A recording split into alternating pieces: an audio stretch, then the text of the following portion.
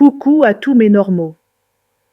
Aujourd'hui, je vous retrouve en version audio grâce à ma voix clonée par l'intelligence artificielle.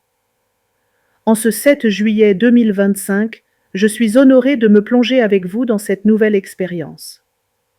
Je m'appelle Myriam Gabet et aujourd'hui, nous allons aborder la partie 1, la promesse divine, l'héritage royal. Ce poste a pour but de nous aider à comprendre le plan de Dieu pour l'humanité. Alors, à vos écouteurs, et bonne écoute à tous. Comme beaucoup de personnes, j'étais en train de méditer sur la création, et voilà comment m'est venue l'idée de ce poste. Je me disais à quel point il est fascinant de voir que certaines personnes, et c'est tant mieux, car la science le prouve, se revendiquent comme étant à haut potentiel intellectuel, tout en remettent en question la filiation entre Jésus et Dieu, alors même que, de la même manière que nous, les hommes, nous nous considérons comme des parents lorsque nous mettons nos enfants au monde, nous ne pouvons pas non plus ignorer que, lorsque Dieu crée un embryon et le place dans le sein de Marie, ne pourrait-il pas aussi, par définition, revendiquer sa paternité divine en la personne de Jésus? Souvenons-nous que ce n'est pas la première fois que Dieu agit en tant que Père souverain, puisque nous savons en effet que Dieu a créé Adam avant lui, et cela directement sous forme adulte, car Adam fut le premier homme à être créé sans parents. Il y eut donc en effet un fils terrestre, Adam, et un second, céleste, Jésus. Pourquoi Jésus a-t-il été créé directement par Dieu?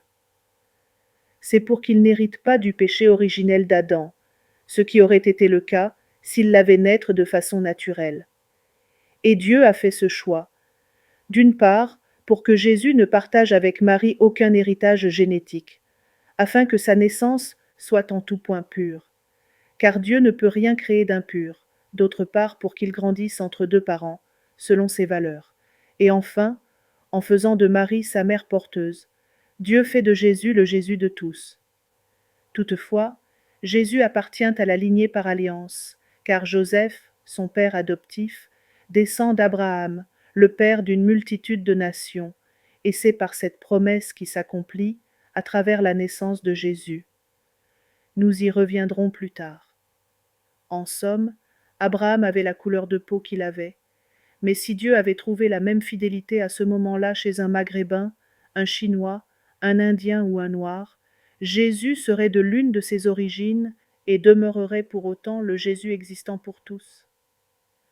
Je comprends parfaitement que ce Jésus n'est pas né de cette couleur par choix, mais qu'il fallait néanmoins naître avec une certaine ressemblance avec son ancêtre, en raison de la promesse qui avait été faite à ce dernier.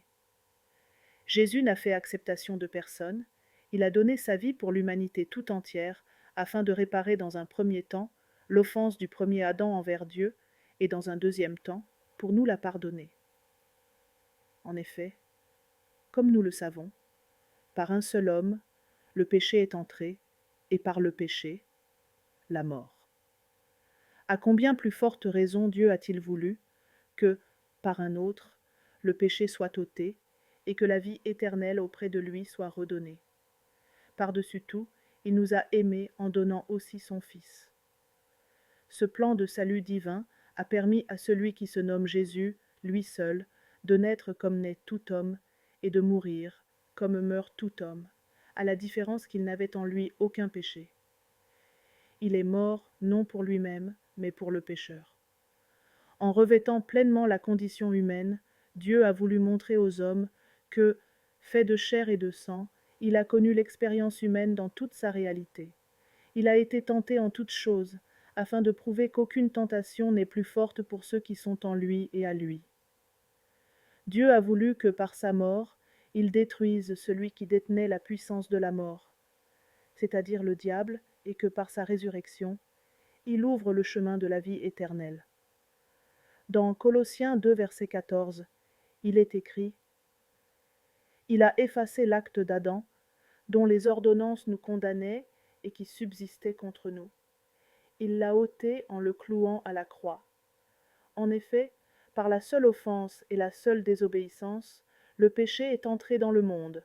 Cependant, par ce seul acte d'obéissance à Dieu qui n'a pas voulu l'éternité sans nous, et par ce seul acte de justification, en sa mort et en sa résurrection, le péché a été ôté par conséquent pour celui qui croit. En conclusion, la venue de Jésus, communément appelée Issa ou Yeshua, revêt une signification profonde et universelle. Sa naissance et sa mort sont depuis, avant la fondation du monde, les fondements de la rédemption, offrant à l'humanité une seconde chance et un chemin vers la réconciliation avec Dieu, car nous savons que ce sont nos péchés qui créent une séparation entre nous et lui.